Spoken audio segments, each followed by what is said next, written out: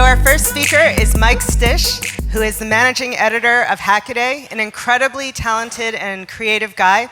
He's the creator of One-Bit Pac-Man. I don't know if any of you have seen that really cool project. He's a French horn player in 2 orchestras. And give it up for Mike.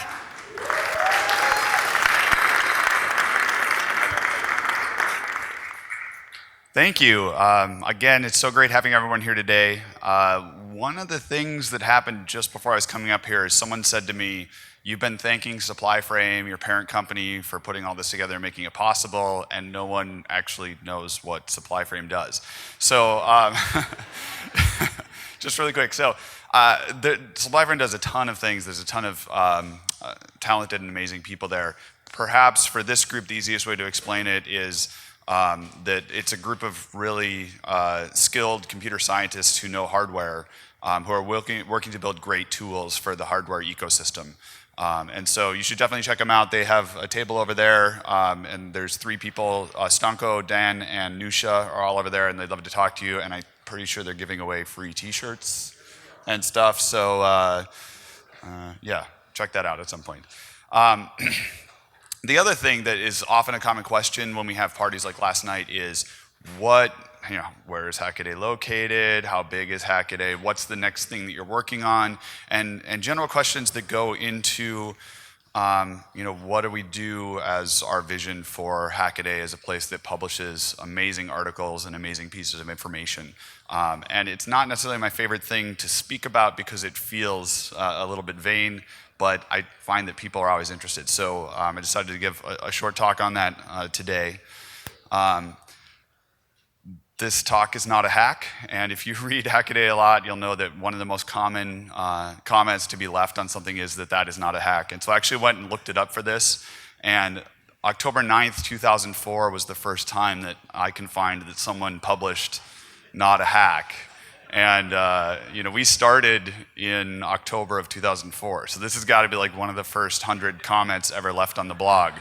And so if you want to say not a hack, that's fine. We try not to censor anything unless people are really being jerks about stuff, so call it not a hack, but we cover a lot of interesting things that are being used in ways that they're not intended. And this speech is one of those because I was supposed to talk about editorial vision, but I'm going to talk about a bunch of other stuff too. So I think the most important thing about Hackaday is the huge community that revolves around it, and the easiest metric to show for that is the comments. So we just published our 20,000th post a couple months ago, and this morning's count for comments was 511,812. It's, you could say that some of those are just +1 or first or not a hack, but the vast majority of those is there's a lot of value added. There's a lot of value added in different ways, and in ways that maybe like look at something and someone's like, oh, this is like X, you should go write about that. We actually get a lot of our ideas for what we're going to work on next from the comments. If we publish something that's not right, people write about it in the comments, and they write with authority, and they cite their work, and we're able to go and update because we're not always in print, but I'll talk about that in a second. So we can actually update things, and it's nice. Our community helps us get better. And so this is really what guides pretty much everything that we do. And I like to think of our community as the Fremen. So anybody that's read Frank Herbert's Dune knows that the Fremen are infinitely skilled. Like every single person in that society is important, and they call it being worth their water. They pull their own weight. And the Hackaday community is very much like this. I also use the concept of inclusive elitism. So we encourage people to be elite, but the better that you get and the more skills that you have, the bigger your commitment is to transferring those skills and sharing those skills with someone else. And I also think of it as our community are the ones that can lead the way and guide us. Anybody that's really invested in the Hackaday community, if they have the time and the inclination, can step up and lead the way. And we actually take advantage of that. So I started just reading the blog in 2005 and had a horrible job at a butter factory that I could get most of my work done in like 90 minutes, but had to be there for an 8-hour shift.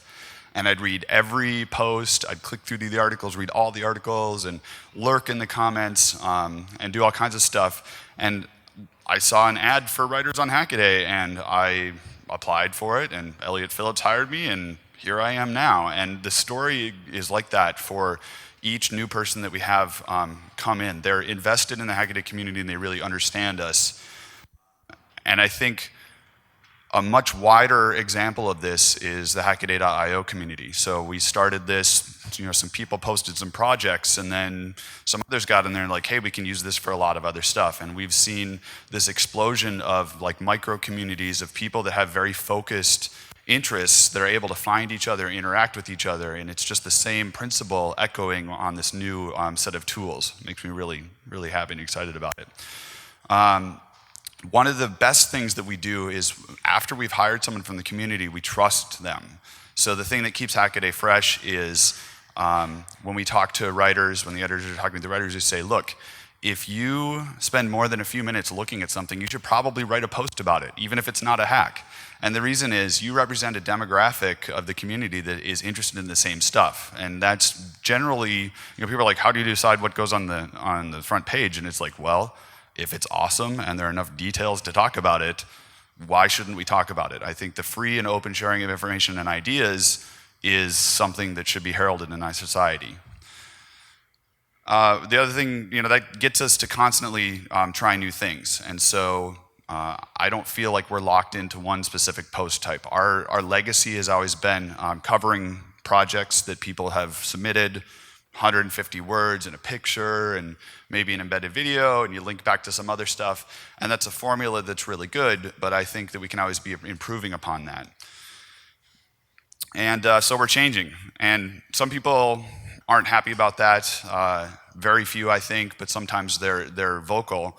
But one of the ways that I can kind of look back and think, I think we're doing okay is the idea that we started as Hackaday, like one hack was being published every day. And people still, this is our 11th year, or actually this is our 12th year now, we just finished our 11th year, and people still come up to me and be like, it was better when you guys were publishing one hack a day, now you're publishing so many things. I went back and looked it up, and 4 months into the site being launched, we published 2 posts on February 9th, 2005. So 2 posts. All right, and one of the things that we do is you'll notice that we don't use 3 different words anymore, Hackaday, because we've kind of transcended that. But the core of what we're doing is still going to be there. And so the short speech for people that don't know Hackaday is it's the gold standard for the gold standard in entertainment for engineers and engineering enthusiasts. And I, a few months ago, started putting an asterisk next to this because it doesn't stop with entertainment. So a lot of the stuff we do isn't entertainment. It is serious. We might present it in a playful way, but we're having conversations and we're informing people that can make a difference in our world. And we're also seeing a huge explosion in where people are coming from in their involvement. There are more and more communities that are getting great internet service and getting enough upward mobility in their society that people can have time and materials to actually do the hacking, and we're seeing hacks come in from all over the world. We cover things that are those daily hacks. We've always covered things that would be inspiration for your next hacks. We've always covered things that would give you the skills that you need for your next big build, and we are going to continue to do that. One of the things that troubles me is that we're living in the age of clickbait. And so we recently ran a post that Brian Benchoff wrote that was fantastic. And you can see the title here, 73 computer scientists created a neural net and you won't believe what happened next.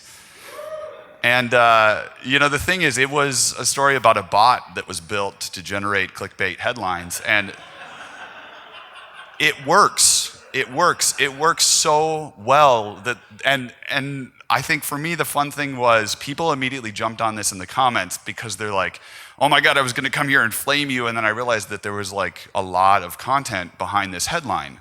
And that's the thing, is we do publish fun headlines and we do publish sensationalized things, but we always back it up with great content behind that. And this is what is driving our growth now. We want great content because great content is worth making. So Hackaday will continue to publish longer, more in-depth articles at an increasing rate. This is our #1 guiding light right here. And really the only thing that's keeping us from doing this way more than we are is just having the people and the time to do that. But we're working every day. We have a really dedicated crew, as you can see, pulled off this amazing conference that I had very little part in planning, so thank you. That was awesome. And Hackaday.io is another great example of that. So we have a few very dedicated staff members. Jasmine is our community manager, and Adam is our community editor, and Sophie has been really killing it over there. We've had a lot of new tools come out that the software engineers at SupplyFrame have spent a ton of time and bled to make happen. Things like group chat and being able to invite people to your projects and be able to form teams better. And distributed engineering is one of the huge, the golden goose egg right there is it's great to have a place to have your content, but if you have a place to build the team that doesn't exist in the house down the street from you, that's amazing. And I think we're going that way as well. One last thing before I move on about the clickbait. So I can tell you that Hackaday is around 1.5 million unique visitors a month, and that's a great metric. But that is not what we use to decide what we're working on and we're writing on. I am of the opinion that we do need to be growing in order so that you don't have a community that dwindles from attrition. So I do watch those numbers, but I watch those numbers as a measure for what we have done and not for what we're about to do. So, as far as original content goes, anybody that's following has seen that we've been doing a lot more posts. Right now we're running 2 slots every single day that are original content pieces. We're at about 5 to 7 posts a week that I'm calling interest pieces. So things that are actually looking into concepts, looking at people, looking at backgrounds, and the other 3 are more like tutorial, like transfer of skill, knowledge, that sort of thing. But we're trying to share the story of what it means to be an engineer and what it means to create technology. One of the things that I think is really important is engineering war stories. So if you look at sports, you can see all kinds of stories about who hit the most home runs and who overcame adversity to win the cup and all of these things. I think we need to be telling that kind of story and keeping that kind of record of our engineering, of our deep thinkers, because we're going to end up losing a lot of skills. So if you think of the people that were creating the earliest computers, Bill Hurd was one of them. He was the hardware engineer for the Commodore 128. And now he's making videos for us. He's our video producer, makes really great content, really interesting to listen to. But if we don't find people that have this passion and this long skill set and tell their story, we lose a lot of that. And we can have the cheapest chips and the fastest PCB fabrication, but if we're making silly choices in our designs because we didn't transfer the great knowledge that was already hard won, I think we're going backwards.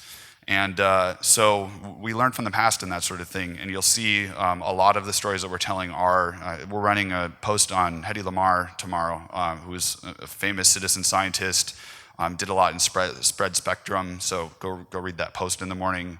Dan Maloney wrote it. He's been doing a great job of finding these amazing bios and telling deep stories about them.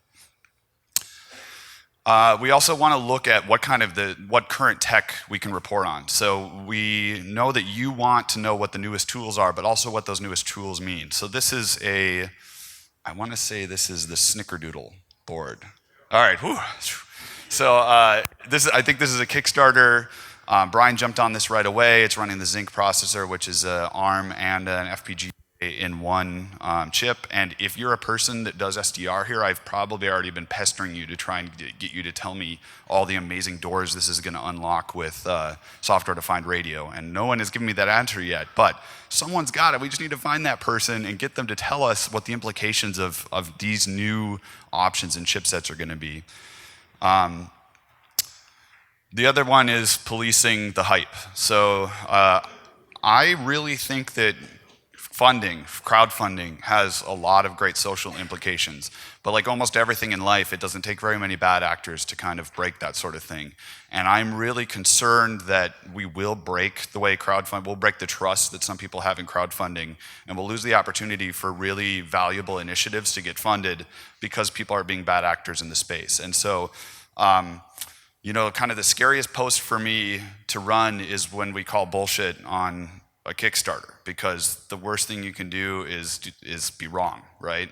But if we don't kind of get together and discuss the things that we're seeing and say, look, this doesn't look right, I don't think things have been done here, I think we're doing a disservice. So we do want to stay on top of what is in the news, what is really worth supporting, and what should we maybe ask for more, demand more information on.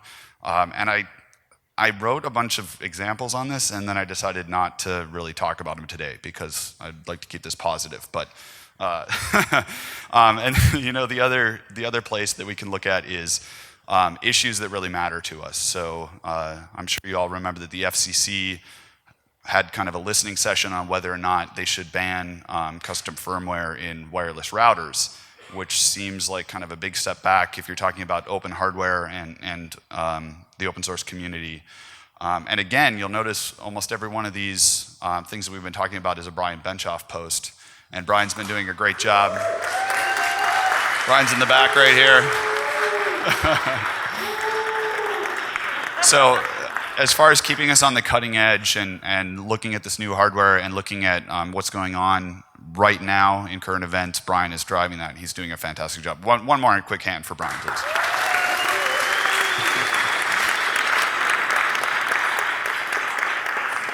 All right, so the stuff that I said that wasn't really necessarily editorial vision, I often think about us exploring our soul. So we have been doing live events because it's really great to bring people together online, but as soon as you meet someone online and become really good friends with them, you inherently want to meet them in person. And because of Supplyframe's involvement and initiatives like the Hackaday Prize, where we had some sponsorship involvement, we've been able to do more and more and more of this.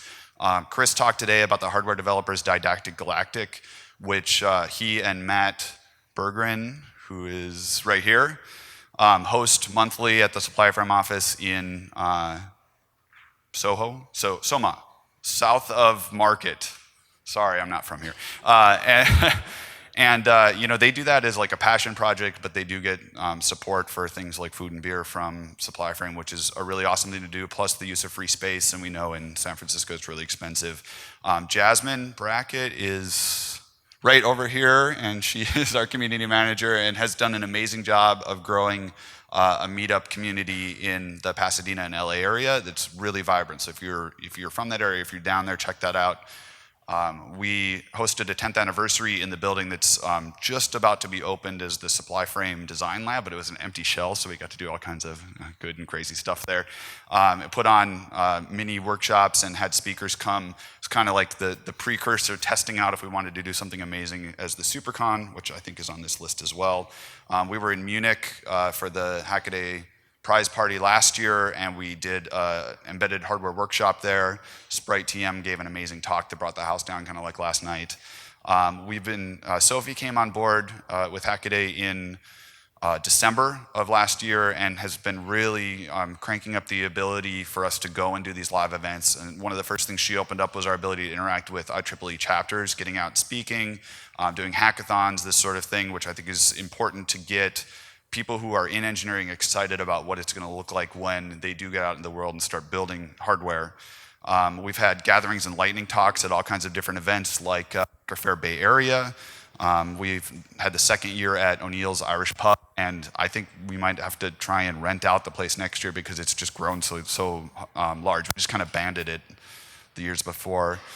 We were at a misspelled TechCrunch Disrupt in New York in May.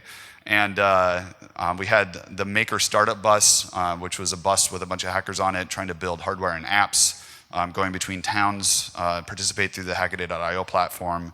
And Sophie participated, and we were able to have a sponsorship role in Eating, Hacking, and Tracking, which is like looking at how we can use technology to change people's food habits.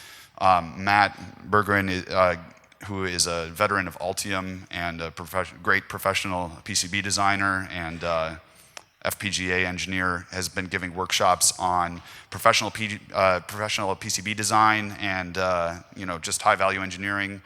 And then of course Anul Mahidharia was nice enough to let us partner with him on his KiCad workshop in DC at Nova Labs, and many of you know that he was here this weekend giving a version of that workshop that's really quite amazing. I went through it myself and had a fun time.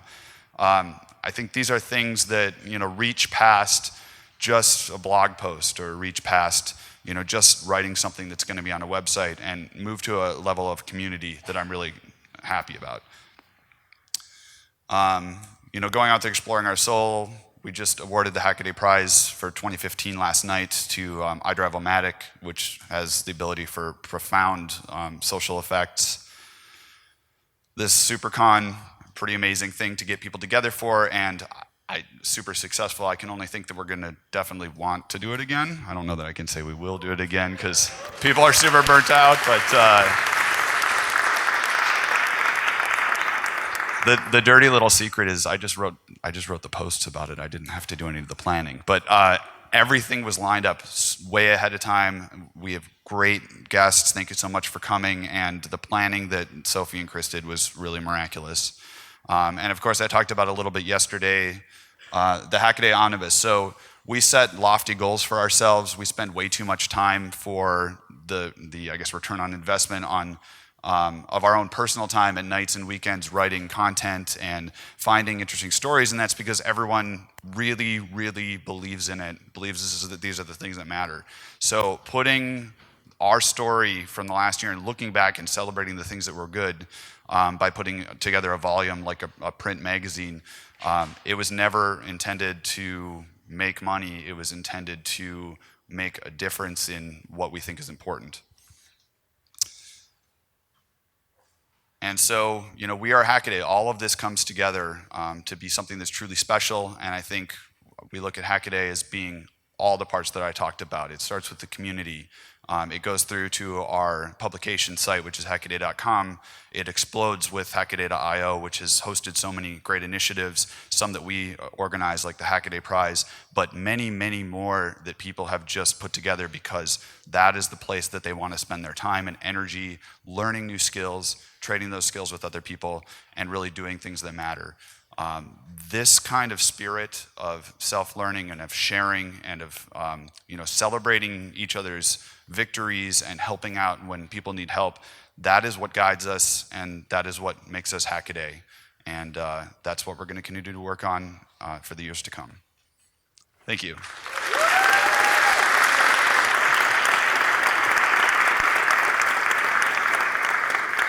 We have a limited number of Hackaday Omnibus 2015 over in the question and answer area, so if you haven't had one yet, you can come and grab a free one. Thanks.